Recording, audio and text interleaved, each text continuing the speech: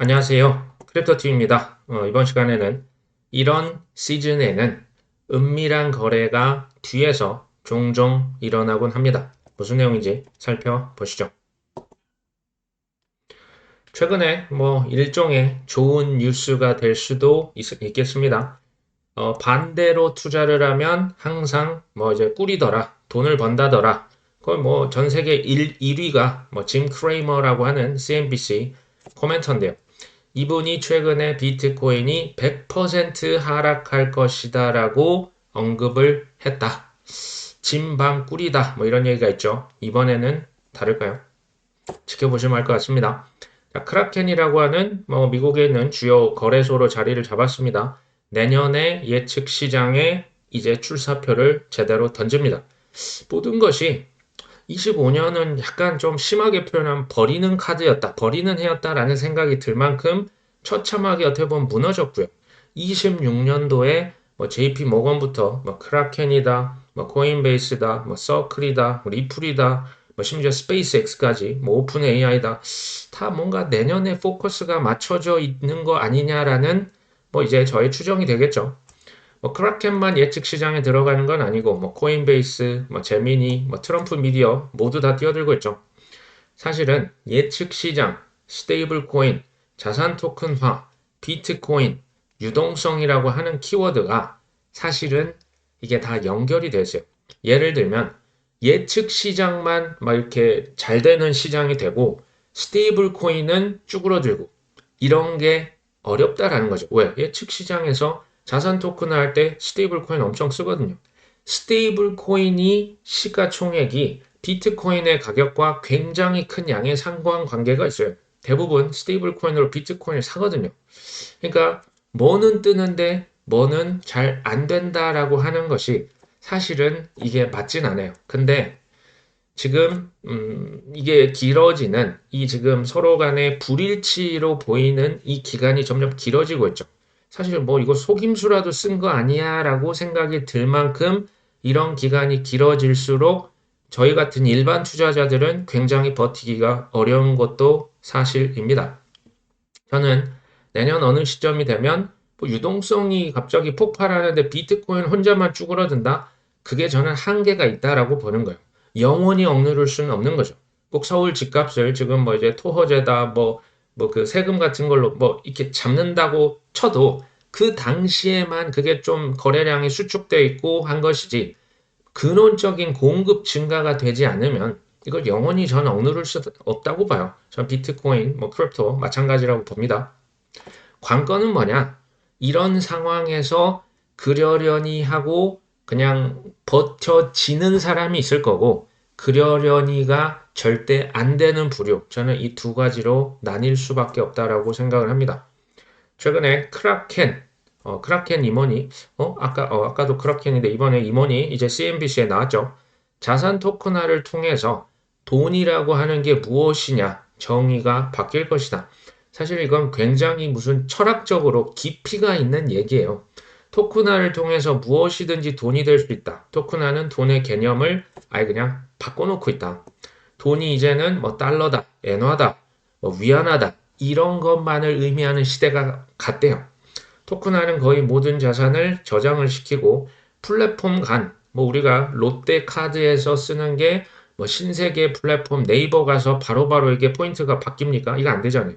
토큰화라고 하는 것은 모든 게 실시간으로 이체가 되고 정산이 되고 결제가 돼버립니다. 주식 거래를 해도 이제 며칠을 기다리는 이런 게 아니고 즉각 실시간 정산이 되는 거예요. 스테이블 코인도 마찬가지죠. 그래서 50년 동안 거의 변하지 않았던 증권, 화폐, 금융의 인프라를 다 뛰어넘을 것이다 라고 얘기를 했는데 당연히 동의를 합니다. 그냥 아주 쉽게 얘기 드리면 세상 편리해집니다. 인터넷 전과 후 우리가 이걸 생각해 보면 과거에는 워드 프로세서 한글 그 프로그램이 없을 때는 우리가 이거 다 손으로 썼어요. 그 전에는 타자기 쳤습니다.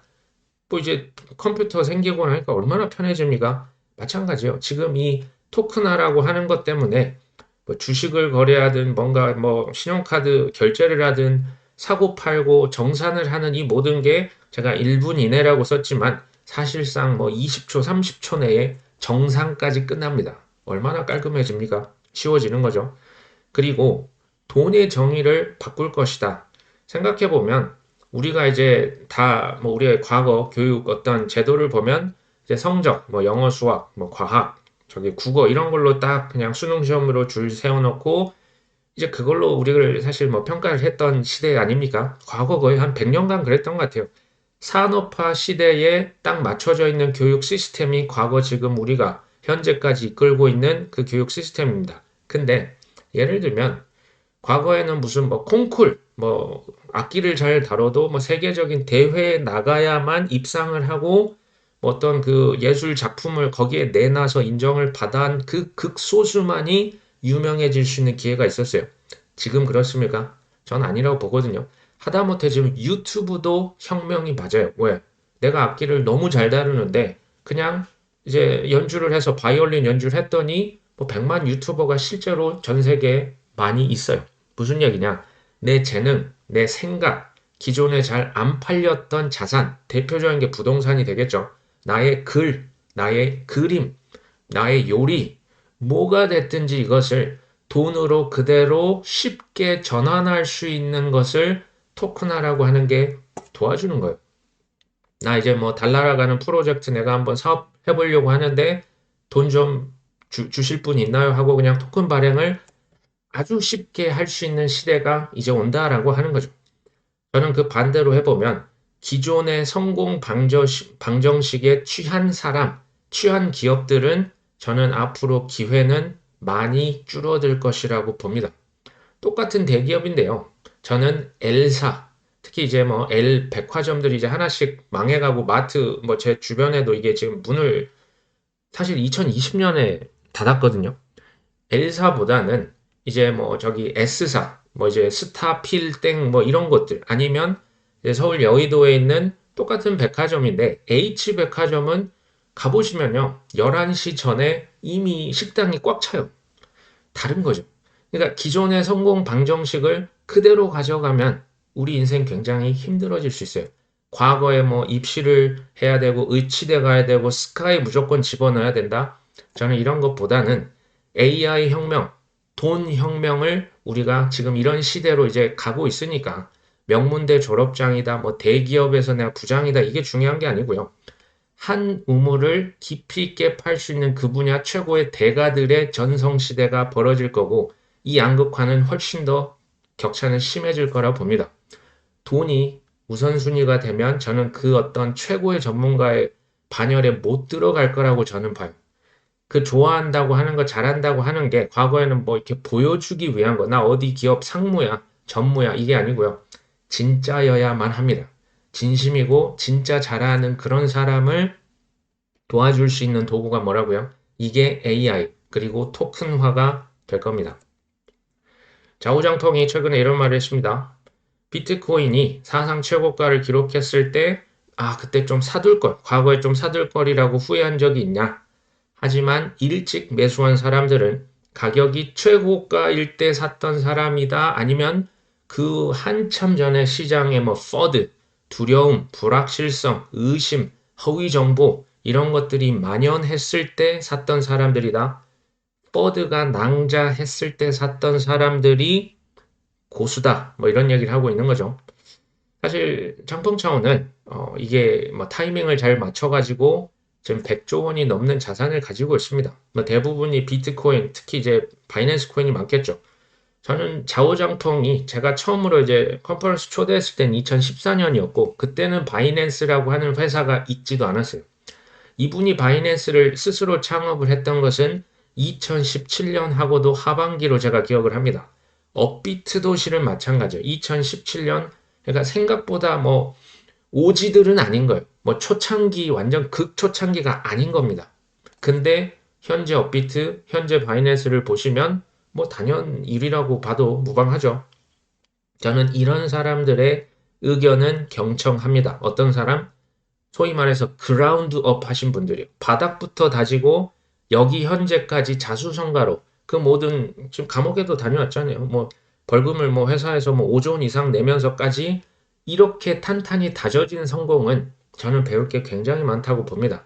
반면에 한방 타이밍을 잘 잡아서 이런 분들에게도 배울 점은 있겠지만 아무래도 좀 적지 않겠냐.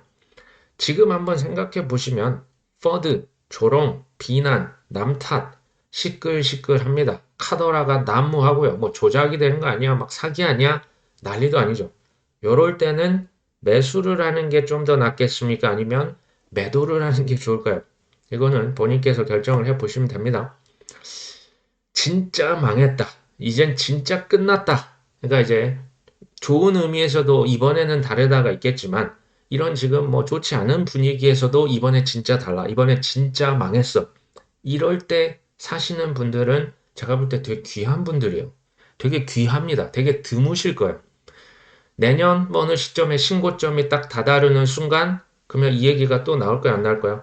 아, 맞아. 그런 얘기 나왔을 때 좀 사둘 걸. 내가 그때 왜 주변 사람들 이렇게 따라 해가지고, 아, 그때 내가 왜 빚을 내가지고 고점에 들어가서 이런 후회를 하시지 않을까요? 최근에 드는 생각. 현금 채굴 능력이 강하신 분들은 뭘 하시든지 실은 유리한 게임이다라는 생각이 강하게 듭니다. 능력치가 현금 채굴력 뭘까요? 실은 자기 분야의 현재 투자를 제외하고도 자기 분야의 최고이신 분들에게 다른 것도 저는 유리한 게임이 이 투자가 될 수 있다라고 생각을 합니다. 멀티코인 캐피탈이 3천만 달러 월드코인을 장외 거래를 하고 있다. 이제 왜냐하면 이제 추정 주소에 월드코인 팀 주소에 3천만 달러를 보냈는데 7시간 그 전에 이제 뭐 코인을 이제 뭐 한 2,906만 달러 그러니까 돈 보내서 월드코인을 샀다라고 지금 추정이 되는 거죠. 사실은 이런 좀 뭐 하락기에 있을 때는요. 이런 은밀한 거래들이 실제로 많이 이루어집니다. 그러니까 우리가 대놓고 알 수 있는 뭐 거래 주소 이런 건 우리가 금방금방 확인이 되는데 이 은밀한 거래라고 하는 것은 주요 기관 투자자들이 그러니까 거래 금액이 많잖아요. 이게 이제 막 노출되는 걸 꺼릴 수도 있고 그래서 실제로 장외 거래를 많이 사용합니다. 이제 오버 더 카운터라고 해서 OTC 거래라고 하거든요. 그러니까 거래소별로 이 장외 거래 전문 팀이 따로 있어요. 그러니까 큰 손들만 해가지고 뭐 비트코인 나 2,000개 주세요, 300개 주세요. 이런 분들은 별도로 관리를 합니다. 아마 뒤에서 엄청 사고 있는 분들이 있을 거라고 저는 봅니다. 왜 이렇게 하냐? 그러니까 물량이 크면요. 이게 이제 뭐 어디 아무리 큰 거래소에도 순식간에 뭐 비트코인 몇백 개를 사면 가격이 순식간에 올라가서 그렇게 사실 뭐 싸게 살 수가 없어요. 그렇지 않겠습니까? 업비트에서 갑자기 뭐 큰 손이 와서 비트코인을 뭐 몇백 개를 사가면 가격이 업비트만 높아집니다. 그럴 이유가 없는 거고 조용할 때 이럴 때 가격을 자극시키지 않으면서도 저가로 큰 물량을 가져갈 수가 있겠죠. 그러면 파는 입장, 거래소 입장에서도 수수료를 어쨌든 더 많이 가져가기 때문에 이게 서로 입장이 서로 맞을 수가 있어요.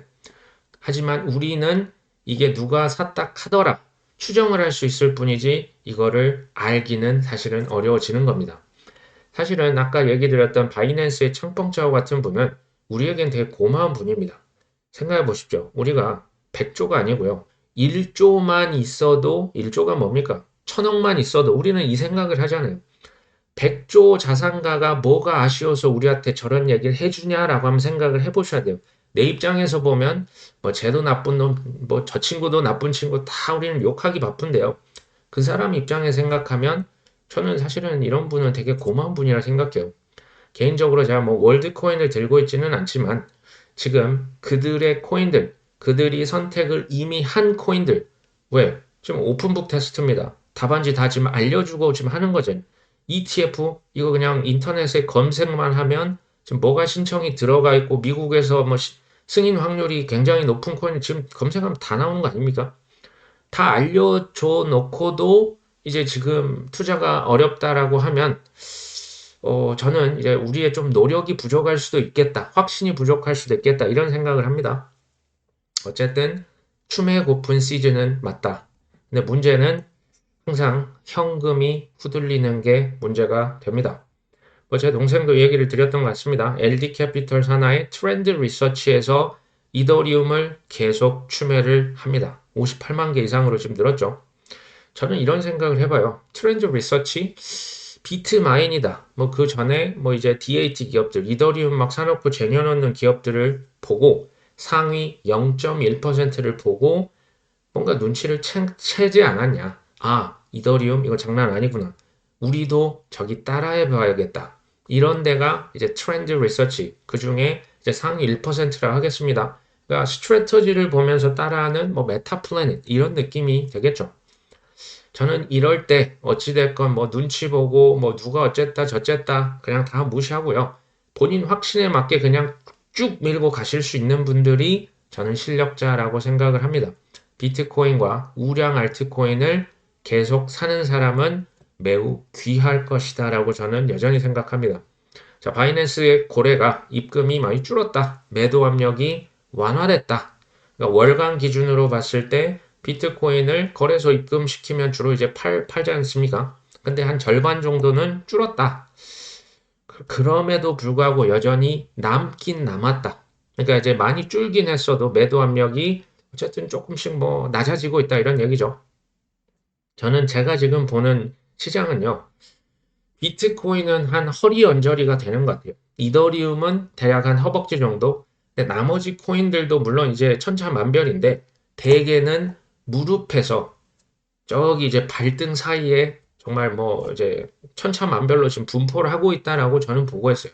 그러니까 여기서 얼마나 더 머물지, 여기서 한번 더 떨어질지는 제 영역이 당연히 아닙니다.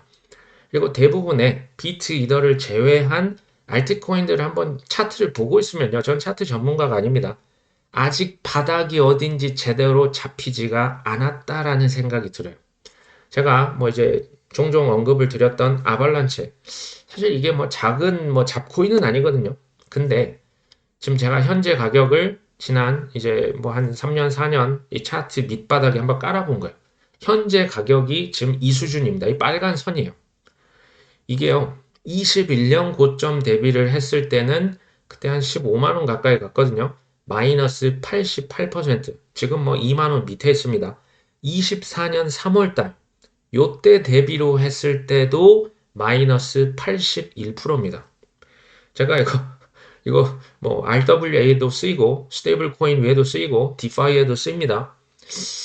이게 그런데 마이너스 88%, 마이너스 81%?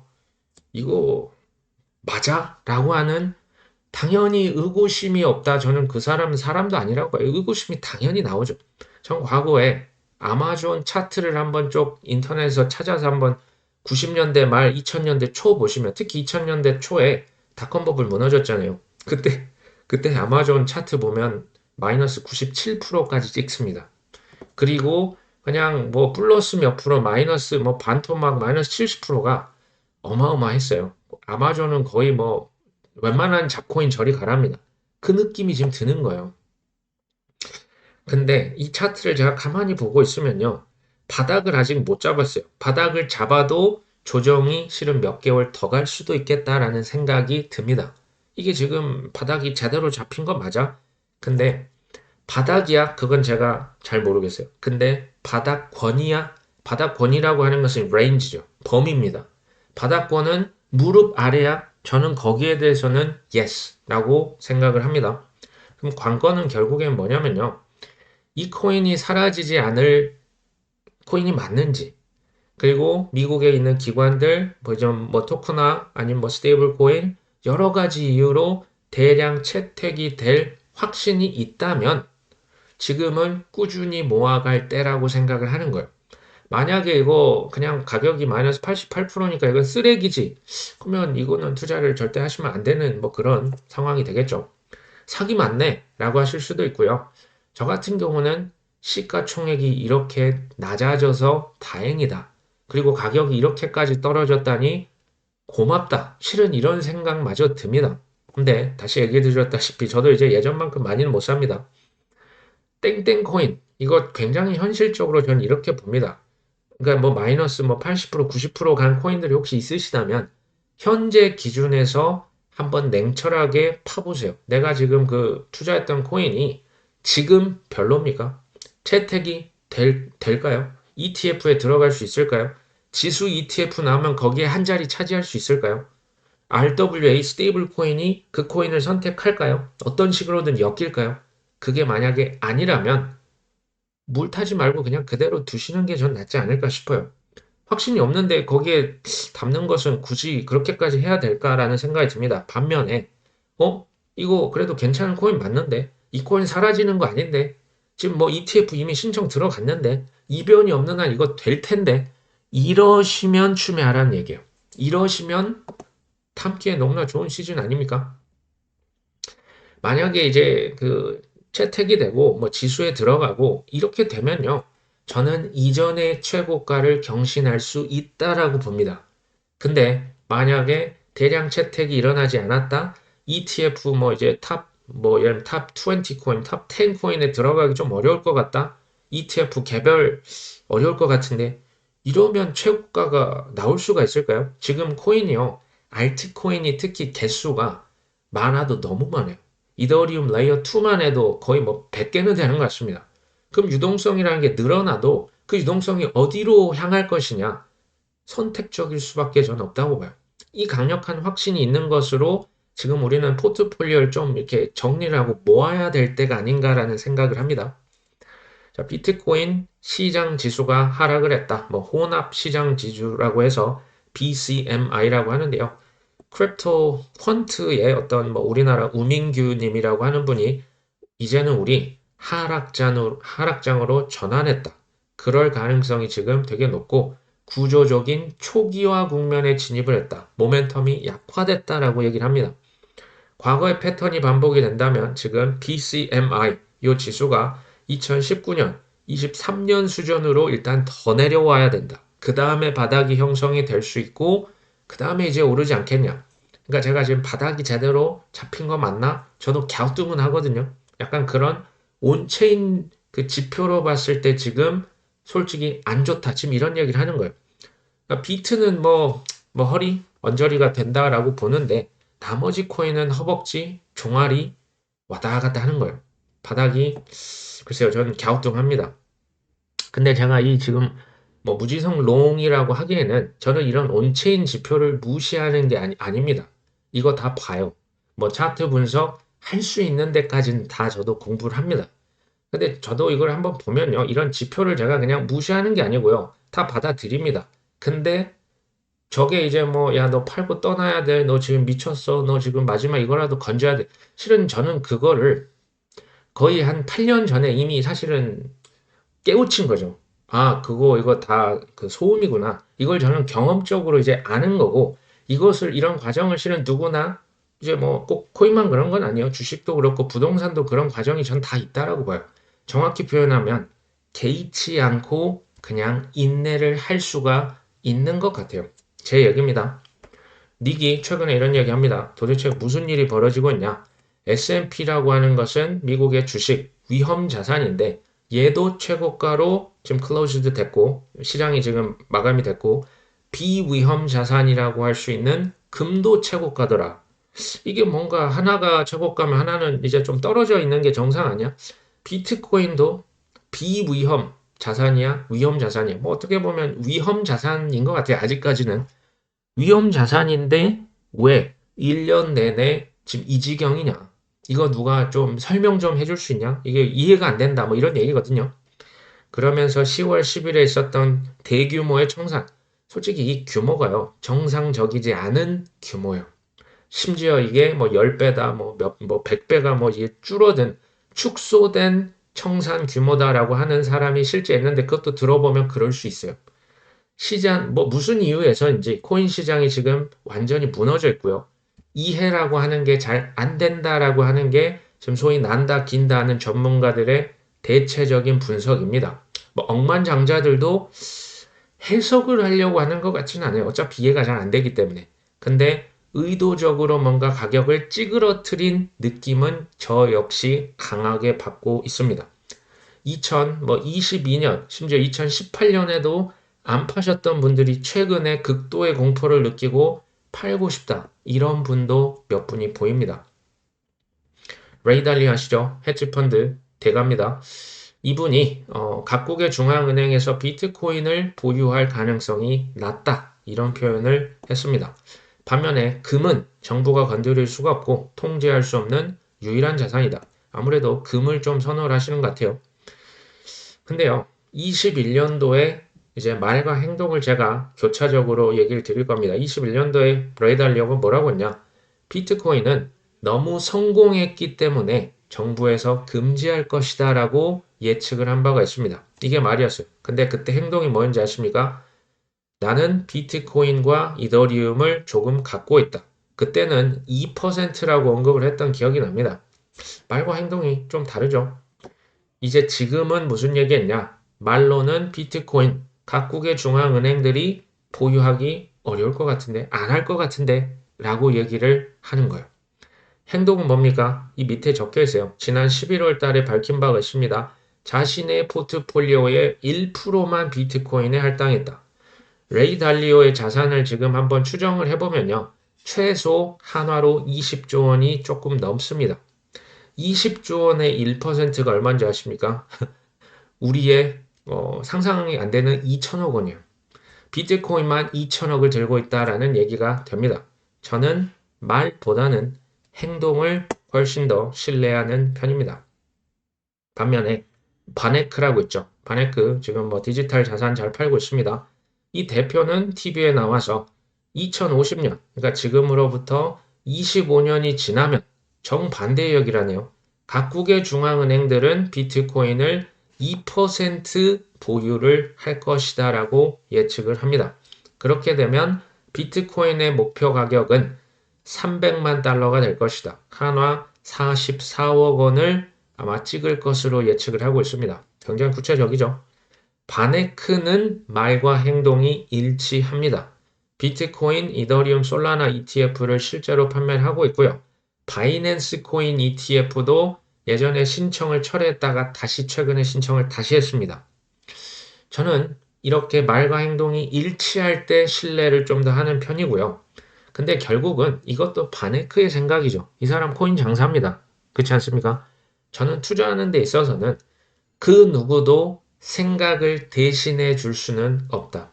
투자를 대신해 줄 수 있다라고 생각하는 것은 너무나 순진한 생각이라고 생각해요. 그런 건 세상에 없고 결국은 내 생각이 매우 중요합니다. 이게 핵심인데 가장 기본적인 건데 이것을 조금 이제 남에게 의존을 하시는 분들이 생각보다 많으신 것 같아서 하는 얘기입니다. 제 주변에도 지금 다 어려운 상황이 맞죠? 지금 뭐 현금이 있으신 분이 이상할 정도죠. 근데요, 없는 현금을 쥐어짜서 주요 코인들을 대량 매수하신다는 분이 아주 드물게 있어요. 근데 그 얘기를 들어보면 절대 쉬운 방법이 아닙니다. 빚을 내서 하는 게 아닙니다. 그러니까 지금 다 어려울 때 어렵다라고 얘기하는 게 뭐가 어렵겠습니까? 그렇죠? 근데 이럴 때 핑계를 대는 게 아니고 방법을 찾는 것은 찐입니다. 이 사람이 진짜인 거예요. 이 사람이 실력자예요. 누군가는 이렇게 하고 있다라고 하는 것을 우리가 알아야 돼요. 내 눈에 안 보인다고? 아니요. OTC 거래를 통해서 뭐 가격 찌그러뜨려 놓고 밑에서 작업 걸고 규제 하나하나 추진하고 있잖아요. 지금 코인 거래소들 다 예측 시장 다 뛰어들었고 스테이블 코인 지금 다 하고 있지 않습니까? 전 세계적으로. 그리고요. 대개는 그 방법을 찾았다라고 하는 걸 최근에 제가 깨달은 게 있는데요. 방법이라고 하는 건요. 지금 내가 할 수 있는 방법은 지금 결정된 게 아닙니다. 과거의 땀과 눈물이 이게 있었기 때문에 현재 그 방법이 가능하다라고 저는 생각해요. 지금의, 그러니까 긍정적으로 한번 생각해 보시면 지금 나의 땀과 눈물과 노력은요.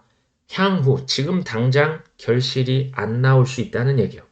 이것을 헛되지 않고 나중에 큰 결실로 돌아올 것이다라고 굳게 믿고 눈물로 씨를 뿌리는 자가 반드시 기쁨으로 단을 거둔다고 하는 뭐 성경의 얘기가 있죠. 똑같은 거예요. 눈물로 씨를 뿌려야 그게 기쁨으로 반드시 돌아올 겁니다. 쉽다는 얘기가 당연히 아니겠죠. 비트코인 OG, 뭐 초창기 홀더가 바이낸스의 이더리움을 뭐 지금 어마어마하게 또 입금해서 팔고 있다더라. 고래들은 여전히 비트코인 팝니다. 이더리움 여전히 팔고 있어요. 해시키 캐피탈, 홍콩의 이제 코인 거래소를 가지고 있는 금융 그룹이 되겠죠. 여기에서는 최근에 뭐 IPO 잘 했습니다. 자금 유치, 이 하락 지금 시기에도 자금을 많이 유치를 했고요. 지금 네 번째 코인 펀드를 만들었고, 지금 2.5억 달러, 우리 돈 한 3,500억 정도를 유치를 했습니다. 누가 투자를 했냐 봤더니 글로벌 기관, 패밀리 오피스, 고액 자산가입니다. 패밀리 오피스는 대략 1,000억에서 뭐 1조 원, 그러니까 부자 그 가문의 돈이 감당이 안 돼서 우리 가문의 돈 좀 굴려주세요. 이게 패밀리 오피스라 보시면 되거든요. 여기에서 지금 5억 달러 규모, 그러니까 지금 이미 절반을 유치한 거죠. 보십시오. 이거 지금 누군가는 지금 이 기회를 찾고 공부를 하시고 숙제를 완료하신 분들은 눈에 불을 켜고 들어오고 있는 거예요. 이 펀드가 비트코인만 사나 봤더니 블록체인 인프라, 확장 가능성이 큰 프로젝트를 중심으로 멀티 전략 투자, 비트만 하는 것 같지는 않은 거예요. 그렇죠? 알트코인도 핵심 투자를 지금 나눠서 분산으로 하고 있다라는 생각이 저는 듭니다. 누군가는 지금 싸게 사기 위해서 안간힘을 쓰고 있는 겁니다. 공부를 엄청나게 했고요. 이게 끝났기 때문에 지금 이렇게 막 덥석덥석 사시는 분들은 지금 뭔가 깨달음이 있었던 게 아니에요. 과거부터 칼을 갈고 좀 막 박박박 기회가 한 번만 오면 좋겠다라고 긁어왔다가 이제 행동에 옮길 뿐이겠죠. 지금 당장 대박이 아니고요. 이게 시간이 지나야 결실로 돌아오겠죠. 그리고 저는 뭐 책을 뭐 이런저런 책을 뭐 자기 개발서도 보거든요. 거기에서 얘기하는 되게 공통적인 비결이 있더라고요. 성공 비결은 당장 내가 그 보상을 취하는 사람보다는 예를 들면 이거죠. 회사 일이 너무 힘들어. 그러니까 뭐 고생한 당신 떠나라. 해외여행 지르고 자동차 60개월 할부로 지르고 가방백 뭐 스스로할 때 보상을 해줘야 되니까 고생했으니까 보상을 하는 게 잘못된 게 아니고요. 그 보상을 뒤로 미룰 수 있냐 없냐가 핵심이라고 하는데 저는 여기에 격하게 공감을 했습니다. 똑같은데 지금 코인 투자로 가보면 나는 지금 그냥 돈이 없으니까 빚을 내서 해야지. 기회가 맞는데. 근데 그 기회가 1년 동안 딜레이 됐을 때 혹시 준비를 생각을 해 보셨습니까? B2, 이거는 누구나 하고 싶은 거예요. 알트코인 올린해서 한 방에 100배 버는 거, 이건 누구나 그렇게 하고 싶죠. 12개월 할부요? 이건 너무나 달콤한 겁니다. 근데 생각해 보십시오. 현금으로, 예를 들면 한 달에 내가 50만 원, 100만 원 쥐어 짜서 코인을 산다? 쉽겠습니까? 선물로 한 방에 벌고 싶지. 현물로 그것도 산다? 조금씩 산다? 우량 코인? 에게 그 해봤자 그럼 몇 배나 된다고. 뭐가 쉬울까요? 저는 큰 결실이라고 하는 것은 시간이 걸립니다. 이게요, 굉장히 우리가 간절하지만 좀 길게 보시고요. 조금 이럴 때는 사실 코인에 대한 관심도 자체를 좀 죽이시는 것도 좀 필요하다고 봐요. 지금부터 이제 연말 연시가 시작이 됐겠죠. 우리 가족분들과 휴일도 또 이제 연말 연초 또 내년에 이제 계획도 한번 세워보시는 좋은 시간을 가져보셨으면 좋겠습니다. 오늘 방송은 여기까지 합니다. 끝까지 시청해주셔서 감사합니다.